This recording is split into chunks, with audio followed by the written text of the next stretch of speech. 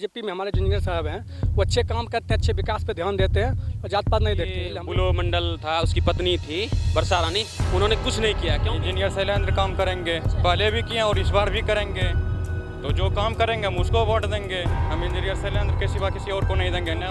वो जीतने के बाद आदमी नहीं काम करते, वो हारने के बाद किए हैं।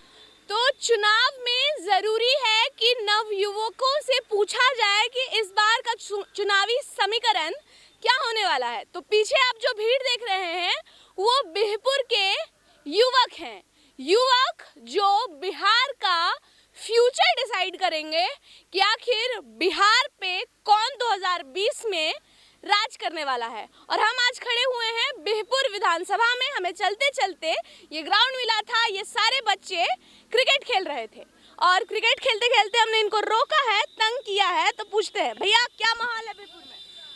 बीजेपी मैम, यहाँ पे तो बीजेपी की सरकार होगी इस बार। अच्छा, बीजेपी के कैंडिडेट कौन है? इंजीनियर शैलेंद्र। अच्छा, इंजीनियर शैलेंद्र। क्यों इंजीनियर साहब को जिताना चाहते हैं? मैम इसलिए क्योंकि वो विकास पिछले बार जब वो विधायक साहब जीते थे, पिछले से पिछले बार, तो उन्होंने काफ़ी ज़्यादा मात्रा में विकास इस बिहपुर विधानसभा में ऐसा कोई जगह नहीं था जो वहाँ पे वो विकास नहीं किए थे। तो इसलिए मैम मैं बीजेपी का वोटिंग। आप भैया? हाँ भैया। क्या माहौल है बिहपुर में और पूरे बिहार में क्या लगता है, क्या स्टेटस है? अब की बार हम लोग कोशिश करेंगे कि हमारे इंजीनियर समाज विधायक जो हैं वो जीते। अच्छा। और हमारे गांव के हैं वो विधायक हैं, बहुत अच्छे काम करते हैं वो। अच्छा। और उनमें जात पात की भाषा नहीं है, वो बिल्कुल निष्पक्ष होकर अपने विधानसभा की सेवा करते हैं। आप भैया? हम लोग भी बीजेपी से ही हैं। बीजेपी को क्यों वोट दीजिएगा? नीतीश जी का तो काम पूरा ठीक नहीं लग रहा है, तो बीजेपी को कैंडिडेट बेसिस पे वोट दीजिएगा या पार्टी बेसिस पे?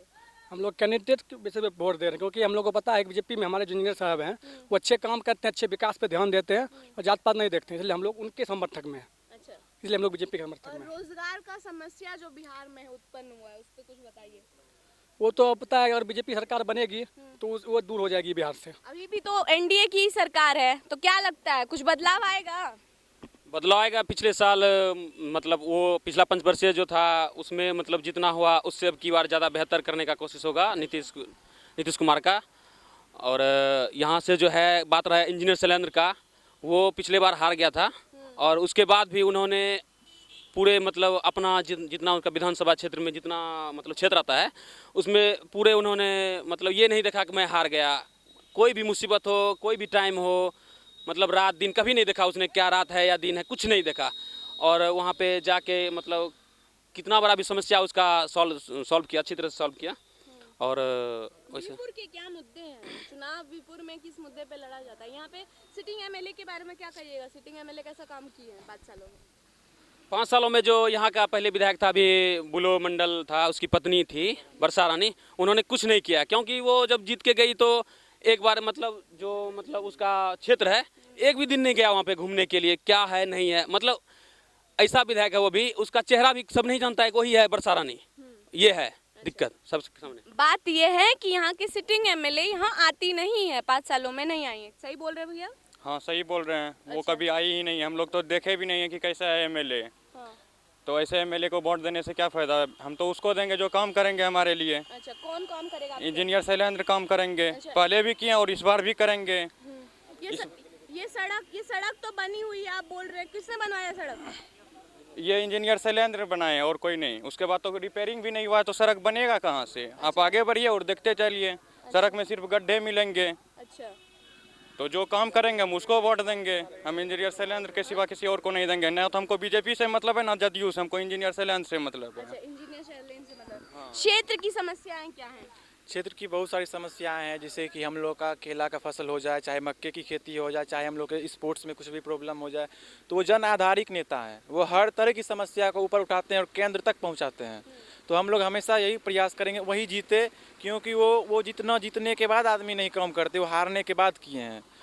365 दिन में हमें लगता है 364 दिन वो बाहर घूमते हैं। अगर वो बीमार हो जाए तो ही घर में बैठते हैं। वैसे तो चाहे क्रिकेट हो, चाहे डे नाइट मैच हो, चाहे हम लोग की मक्के का फसल हो, वो हर तरह से जो भी चीज़ की समस्या हो वो हर व्यक्तिगत रूप से पूछते हैं। उनमें कभी कोई जाति पात का भेदभाव नहीं, चाहे हिंदू हो, चाहे मुस्लिम हो, चाहे कोई भी कास्ट का हो, वो हर घर जाते हैं, हर जगह जाते हैं, हर जगह खाते पीते हैं। हमें नहीं लगता उनका खाना उनके घर में बनता होगा, वो दूसरे के घर में खाते हैं।